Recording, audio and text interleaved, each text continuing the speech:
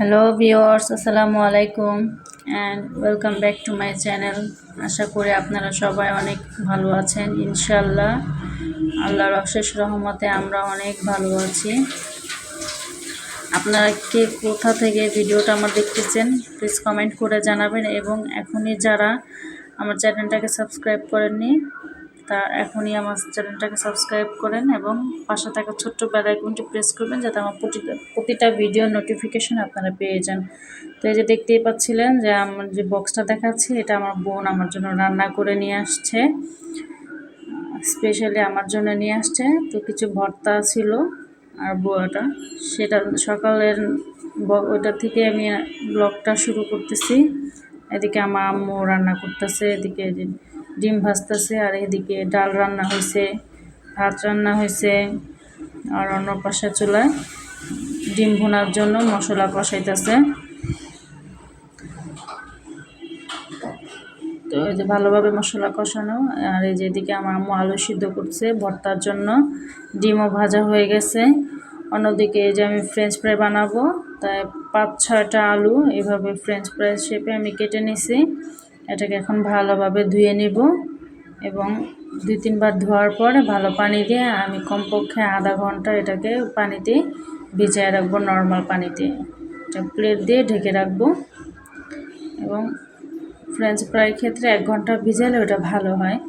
আমি যেভাবে রান্না করি আমি সেটাই আপনাদের সাথে শেয়ার করতেছি, ভালো লাগলে এটা লাইক করবেন। ঢেকে রাখলাম, আর এদিকে আলু সিদ্ধ হয়েছে, আলু বেছে নিতেছি ভর্তার জন্য। আমাদের বাসায় আবার গ্যাস চলে যায়, তো এই জন্য সকাল সকালই রান্না হয়। আমি ঘুম থেকে উঠে দেখি আমার আম্মু রান্না প্রিপারেশন শুরু করে দিছে।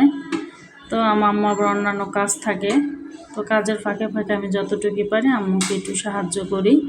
এদিকে আমি আমার মাকে সাহায্য করি, আর আমার মেয়ে তার মাকে সাহায্য করে।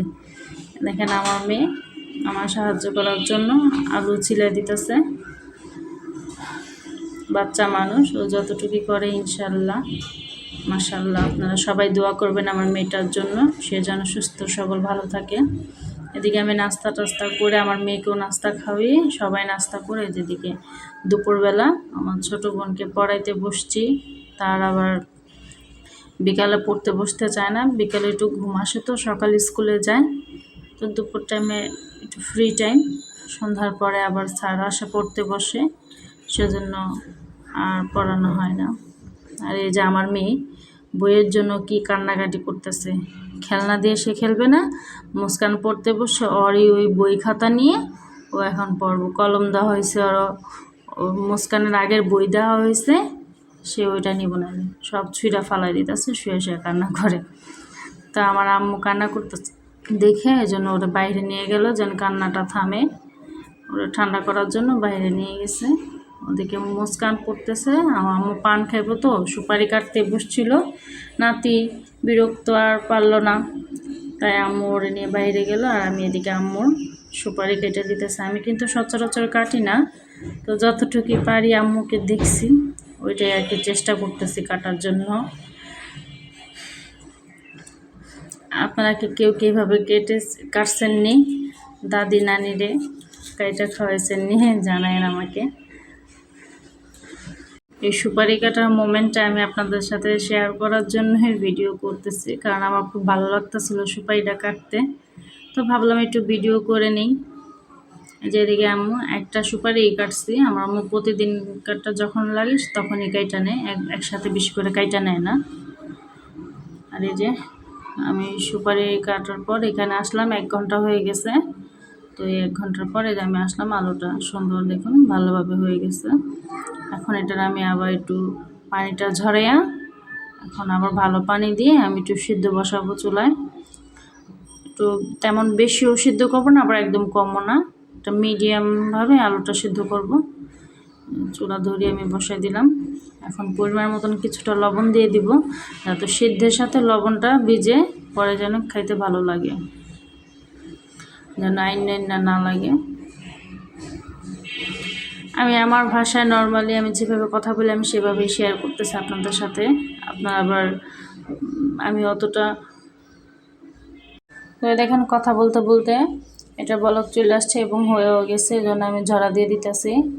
বাস এটা এখন ভালোভাবে একটু ঝরাইয়া আমি এখন যা যা দিই আমি ওইটাই কিছু কিছু অল্প অল্প দিয়ে দিব মশলা, যেমন মরিচের গুঁড়া, সামান্য পরিমাণে একটু হলুদের গুঁড়া, ধনিয়া জিরার গুঁড়া, লবণ, আর এগুলো দিয়ে ভালোভাবে মিক্স করে নেব। আমি এক এক করে সব কিছু দিয়ে দিতেছি, এদের লবণ দিচ্ছি। তো এখন এটা আমি ভালোভাবে ঝাঁকায় মিশিয়ে নেব। একটু গরম তো এই জন্য হাত দিয়ে মাখানোটা সম্ভব না, এই জন্য আমি একটু ঝাঁকায় নিতেছি যেন ভালোভাবে এটা মিক্স হয়ে যায়। তো তারপরে এটাকে আমি ফ্রোজেন করব, মানে ডিপ ফ্রিজে রেখে দেব। আমাদের তো যেহেতু গ্যাসে রান্না করি, তো সকালে সব কিছু রেডি করে রাখি যাতে সন্ধ্যাবেলা মানে ভাজতে সুবিধা হয়, মাঝে মধ্যে গ্যাস থাকে না। এই জন্য আমি এই টাইমে এটাকে ঠিকঠাক করে রাখতেছি। আর এটা হচ্ছে বিকেলবেলার ভিডিও। বাচ্চা মানুষ বিরক্ত হয়ে যায়, এই জন্য একটু বাইরে ওদের নিয়ে বের হলাম বিকেলে একটু ঘুরতে। নিজেদেরও মন ভালো হয়, বাচ্চাদেরও ভালো লাগে। এদিকে একটু পথযাত্রা দেখাচ্ছে, আপনাদের সাথে শেয়ার করলাম। আমার ভয়েসের পিছনে দেখা গেছে কোনো সাউন্ড আসতে পারে গাড়ি ঘোড়ার, তো আমাদের বাসাটা তো একদম গলির পাশেই, এই জন্য সাউন্ডটা একটু বেশি আসে রিক্সার গাড়ির। তো আপনারা কিছু মনে করবেন না, অ্যাডজাস্ট করে নেবেন। আর এই রাস্তাটা খুবই ভাঙ্গা আর কি, তেমন প্লেন ভালো না, তো এই জন্য অনেক ঝাঁকি রাস্তাটা, কিন্তু এই দৃশ্যটা কিন্তু খুবই সুন্দর, এই জন্য ভিডিও করলাম। এই রাস্তাটা খুব ভালো। এই যে আমরা চলে আসলাম, এটা হচ্ছে গ্রিন মডেল টাউন কোনাপাড়া। আপনারা কে কে চিনেন বা এখানে গেছেন আমাকে কমেন্ট করে জানাবেন অবশ্যই।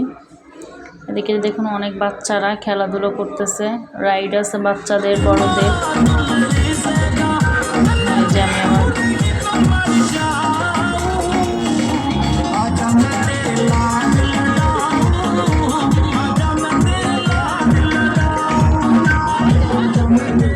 মেয়ে মানুষ ঘুরতে যাবো আর ফুচকা খাবো না, এটা তো কখনোই হয় না। তো ফুচকাটা কিন্তু অনেকই মজা ছিল, অনেকই স্বাদ। ফুচকা টুচকা খেয়ে আমরা কিছুক্ষণ ওখানে সময় কাটায় বাস ঘুরে বাসায় চলে আসলাম। এখন এই যে সন্ধ্যাবেলা বাচ্চাদের নিয়ে তো তাড়াতাড়ি চলে আসছি সন্ধ্যার আগে আগেই। তো এই যে এদিকে সন্ধ্যাবেলা আমি সেই ফ্রেঞ্চ ফ্রাই ডিপ থেকে নামিয়ে এই যে এটাকে ভাজতেছি একদম হাই হিটে। আর এই যে এদিকে আমার মেয়ে চিকেন বল খাবে, তার অনেক চিকেন বল পছন্দ, তো তাকে আবার চিকেন বল ভাইজা দিতেছি, সে চিকেন বল খাবে। তো এই যে অন্য পাশে এই যে এদিকে আমাদের ফ্রেঞ্চ ফ্রাই কিন্তু ভাজা হয়ে গেছে আর চিকেন বলও ভাজা হয়ে গেছে। তো আজকের ভিডিওটা এই পর্যন্তই। আপনারা সবাই ভালো থাকবেন এবং সুস্থ থাকবেন। আল্লাহ হাফেজ। আর এটা হচ্ছে আমাদের মেয়ের কিছু মামের মুহূর্ত।